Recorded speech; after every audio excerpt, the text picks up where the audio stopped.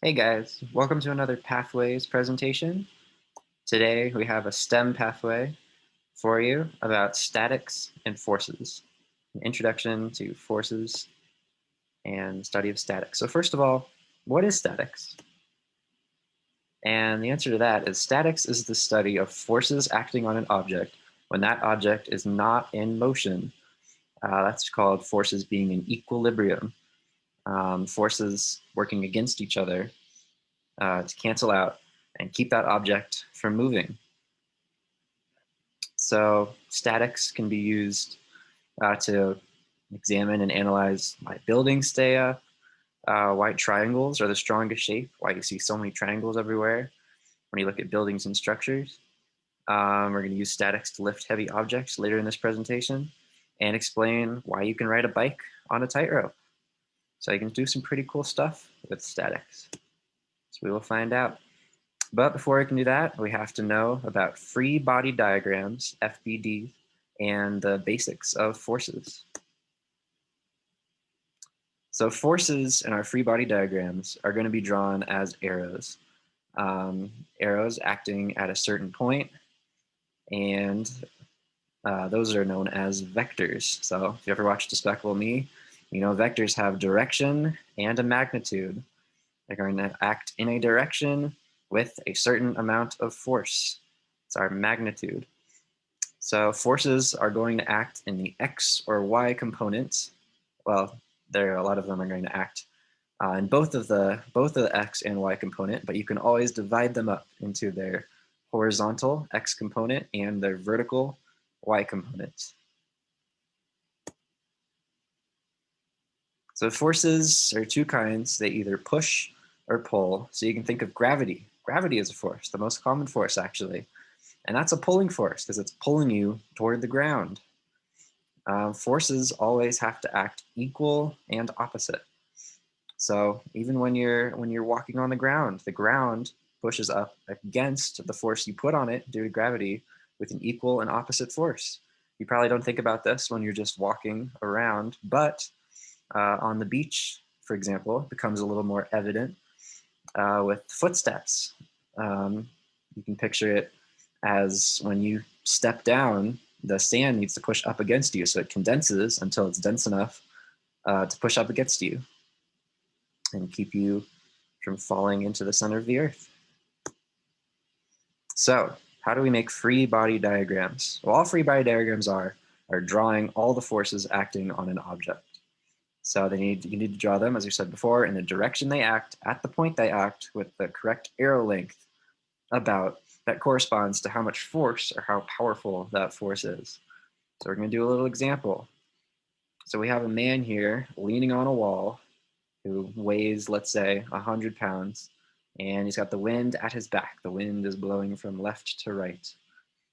What do you think a free body diagram would look like?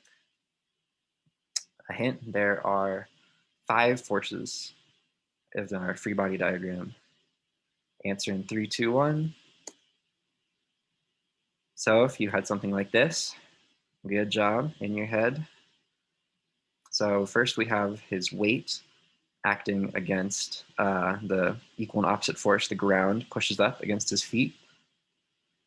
Then we have 2 forces acting to the left, the force of him pushing against this wall and the force of the wind acting on his back.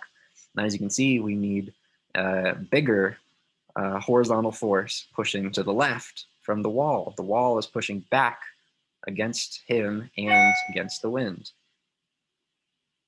The wall's not going anywhere, so we need a force of the wall pushing back against him. So now that we know what statics is and we know the basics, let's take our free body diagrams to some cool applications. So I think we should start out with pulleys. Pulleys are a great way to visualize this whole concept of equal and opposite forces. So I'm sure you've all seen pulleys before, sailboats, gym, pulleys everywhere. So pulleys, all I mean by pulleys is a rope over a wheel that can turn with weight equally pulling down on both sides. So pulleys can be used to talk about forces in motion, but today we're going to assume that the pulleys do not move.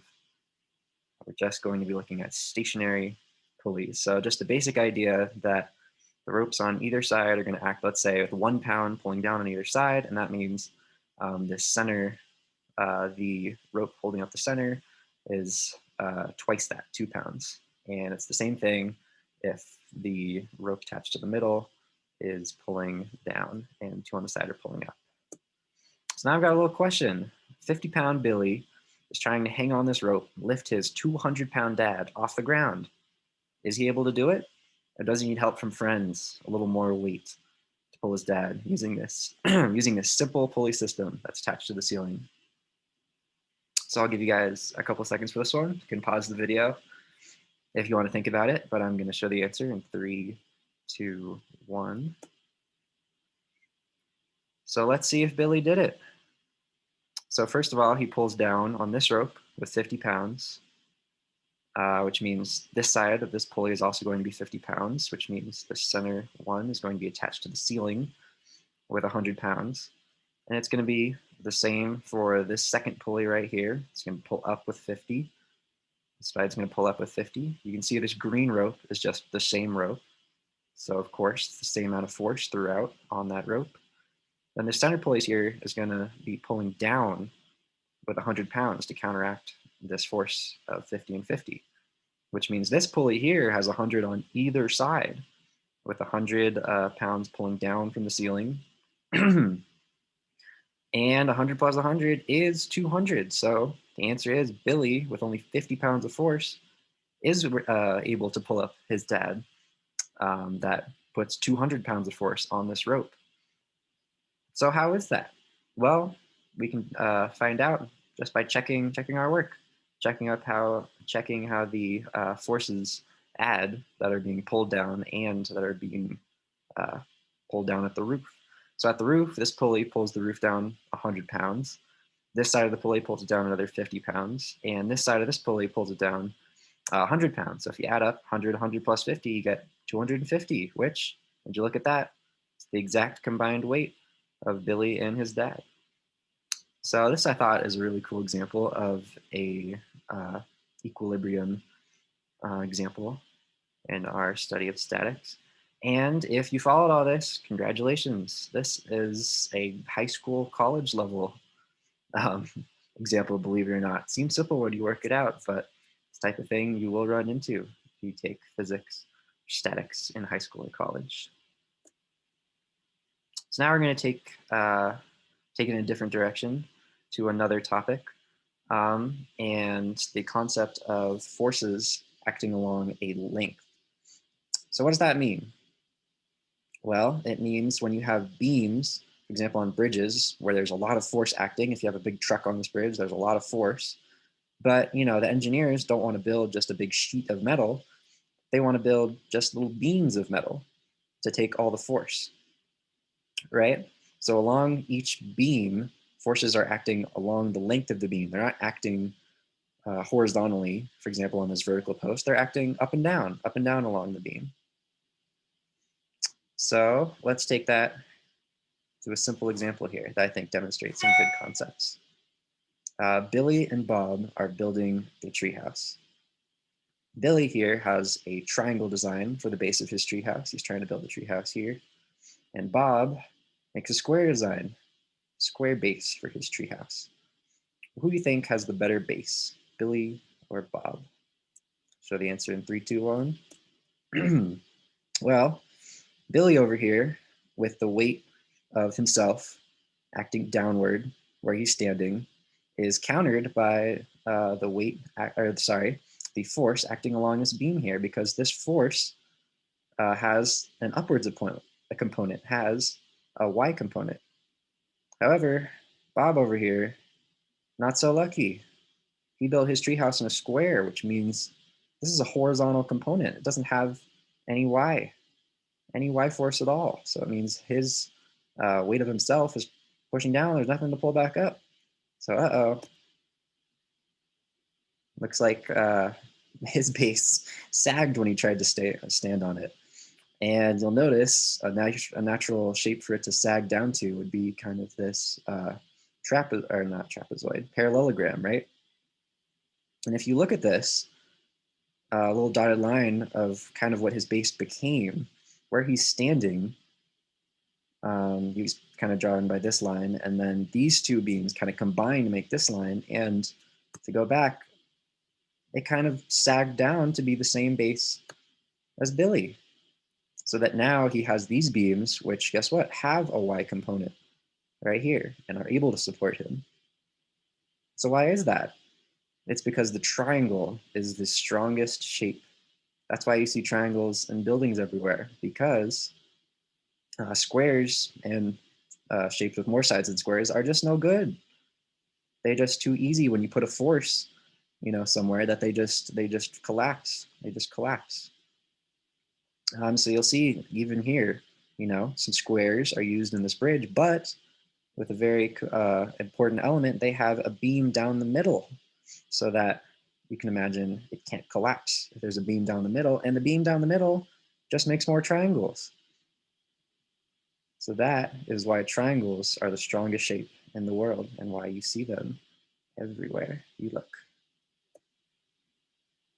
So let's go into our final example. How can a bike stay up on a tightrope? You can imagine normally trying to ride a bike on a tightrope, you're going to fall. You might have seen examples like this if you go to a science museum where they have for a few dollars, you can go ride a bike on a tightrope over a drop. And this works by having really heavy weights attached to either side of the bike, hanging below the tightrope. So in this example, I had 200-pound weights added on either side of the bike. And let's just apply what we know. These 100-pound weights pull down with the force of 200 pounds, which means that the tightrope has to exert 200 pounds up on the bike. So you can imagine there's the weight of the person on the bike, but there's also this 200-pound suctioning force just clamping that bike to the tightrope. That bike's not going anywhere. Billy here wants to lift his wheel off the ground. It's not going to happen. It's too much weight. Now, what if Billy leans side to side trying to fall, right? Well, guess what? His center of gravity here is way below the bar, because usually his center of gravity would be right about here. But since we added all this weight down here, center of gravity is going to be right here, where there's not actually any mass. There's not actually anything there except air, but that's where his center of gravity is of this whole system. And because the center of gravity is below the bar, these 200-pound weights are going to be just too much to tip over it all. If he tries to tip over this way, right? He's trying to tip over this way over the bar. He's going to have to lift this 100 pounds up on this side to tip over. It's not going to happen. He's not going anywhere. He is stuck balancing on this tightrope. So we're going to go for another concept check here. Still unorthodox example to get you thinking, what would the free body diagram look for this blimp filled with helium? It's not moving. It's just floating in the sky. It's simpler than you think. 3, 2, 1, here's the answer. And the answer is there's a downwards force of simply the weight of the blimp. But then for the upwards force, you really just have to remember that everything that isn't moving, even if it's a blimp in the sky, is in equilibrium, has forces that cancel it out. So in this case, it's filled with helium. Helium wants to rise to the very top of the atmosphere, but it can't because it's trapped in the blimp. So the helium pushes up against the top of the blimp with exactly the amount of force to cancel out the weight and keep it suspended in air.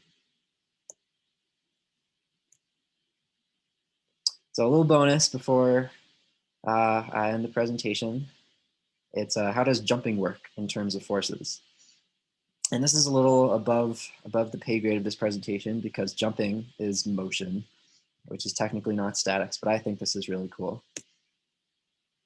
So when you jump, you're actually just pushing more into the floor than you would normally. So normally gravity is pulling you down and you push into the floor with the same amount of force as what you weigh. But when you jump, think about it, when you bend your knees, you're pushing more into the floor than you normally do.